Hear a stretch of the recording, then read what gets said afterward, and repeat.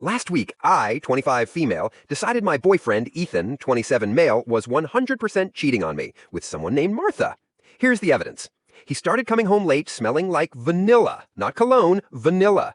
His hoodie had a mysterious red smear that looked suspiciously like lipstick.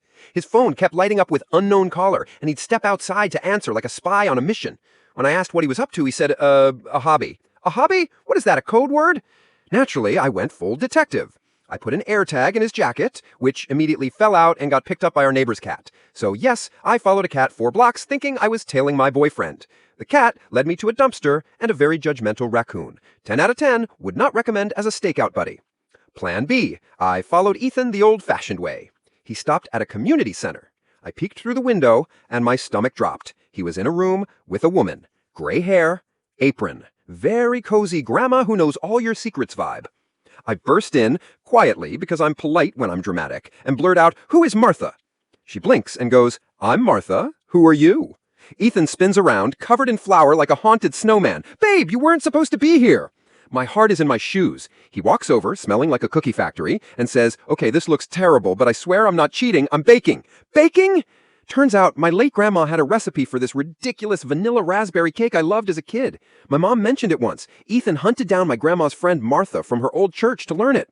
The lipstick on his hoodie, red gel food coloring. The unknown caller, Martha's landline. The late nights, he kept burning the cake and starting over. He locked his laptop because it had a folder called Operation Cake and Ring, which is honestly the least subtle name in the world. I stare at Martha. She nods like a mafia boss and says, "He's terrible at separating eggs, but the boy is in love." I feel every emotion at once. Relief, embarrassment, hunger. Ethan gestures to a lopsided cake that looks like it lost a fight with gravity. He says, "I wanted to make it perfect and ask you a question." He reaches for his pocket, and the ring box isn't there. We both panic. Martha calmly points to the mixer bowl where the ring box is half buried like it's trying to make meringue. He fishes it out, wipes off a glacier of batter, drops to one knee, and I start laughing so hard I can't breathe. Not because of him, but because I, genius detective, had a donut in my tote bag that says emergency snack, and in the chaos, I slide it onto his finger and say, "Only if you'll be my emergency contact."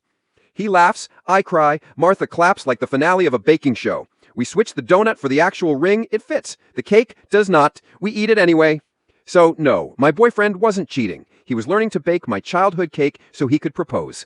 Moral of the story, sometimes the other woman is a retired pastry assassin named Martha, and the smell of vanilla means your future is preheating. Also, if you say your hobby is baking, lead with that, Ethan.